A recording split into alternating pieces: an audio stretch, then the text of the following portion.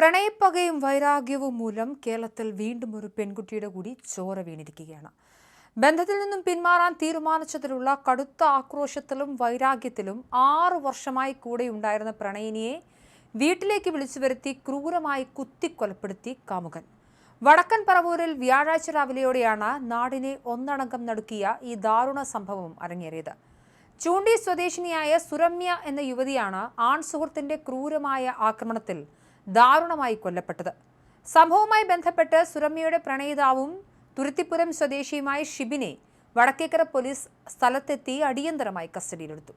നീണ്ട 6 വർഷത്തെ തീവ്ര പ്രണയത്തിലായിരുന്ന ഇരുവരും തമ്മിൽ കുറച്ചു കാലമായി നിലനിന്നിരുന്ന രൂക്ഷമായ തർക്കങ്ങളും അഭിപ്രായ വ്യത്യാസങ്ങളുമാണ് ഒടുവിൽ ഇവാൻ കൊലപാതകത്തിൽ കലാശിച്ചത് എന്നാണ് പോലീസിന് ലഭിക്കുന്ന പ്രാഥമിക വിവരം. താനുമായുള്ള ബന്ധത്തിൽ നിന്നും സുരമ്യ പൂർണ്ണമായും പിന്മാറാൻ തീരുമാനിച്ചതിലുള്ള അടങ്ങാത്ത ദേഷ്യത്തിലും പ്രതികാരത്തിലുമാണ് കൊലപാതകം നടത്തിയതെന്ന് പോലീസ് ചോദ്യം ചെയ്യലിൽ പ്രതിയായ ഷിബിൻ കൃത്യമായി മൊഴി നൽകിയിട്ടുണ്ട്. കൊടുങ്ങല്ലൂരിലേക്ക് പോകാനെന്ന് പറഞ്ഞ് സ്വന്തം ആലുവയിലെ വീട്ടിൽ നിന്നിറങ്ങിയതായിരുന്നു സുരമ്യ.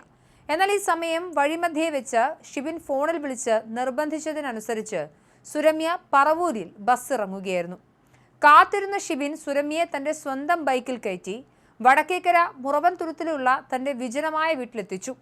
രാവിലെ 10 മണിയോടെ ഷിബിന്റെ വീട്ടിലിരുന്ന് ഇരുവരും തമ്മിൽ നിലവിലുള്ള ബന്ധം അവസാനിപ്പിക്കുന്നതിനെക്കുറിച്ചും വേർപിരിയുന്നതിനെക്കുറിച്ചും സംസാരിച്ചു. സംസാരത്തിനിടയിൽ വാക്കുതർക്കം രൂക്ഷമാവുകയും സുരമ്യ തന്നിൽ നിന്നും പൂർണ്ണമായി അകലുകയാണെന്ന് തിരിച്ചറിയുകയും ചെയ്തതോടെ പെട്ടെന്ന് പ്രകോപിതനായ ഷിബിൻ വീട്ടിലുണ്ടായിരുന്ന മൂർച്ചയേറിയ കറിക്കത്തി ഉപയോഗിച്ച് സുരമ്യയെ ദയയില്ലാതെ ആക്രമിക്കുകയായിരുന്നു. നെഞ്ചിലും കഴുത്തിലും ഗുരുതരമായി കുത്തേറ്റ് വീണ സുരമ്യയെ ബഹളം കെട്ടിയെത്തിയ പ്രദേശവാസികളും പോലീസും ചേർന്ന് ഉടൻ തന്നെ പറവൂർ താലൂക്ക് ആശുപത്രിയിൽ എത്തിച്ചെങ്കിലും ജീവൻ രക്ഷിക്കാൻ സാധിച്ചില്ല. ആശുപത്രിയിൽ എത്തിക്കുന്നതിന് മുൻപ് തന്നെ സുരമ്യ മരണപ്പെട്ടിരുന്നു. ഏറെ നാളായി ഇരുവരും തമ്മിൽ പ്രണയത്തിലായിരുന്നുവെങ്കിലും അടുത്ത കാലത്തായി ഇരുവരുടെയും ഇടയിൽ വലിയ അഭിപ്രായ വ്യത്യാസങ്ങൾ ഉടലെടുത്തിരുന്നു. സുരമ്യ ഈ ബന്ധത്തിൽ നിന്നും പിന്മാറാൻ ആഗ്രഹിച്ചിരുന്നെങ്കിലും ഷിബിൻ അതിന് അനുവദിച്ചിരുന്നില്ല.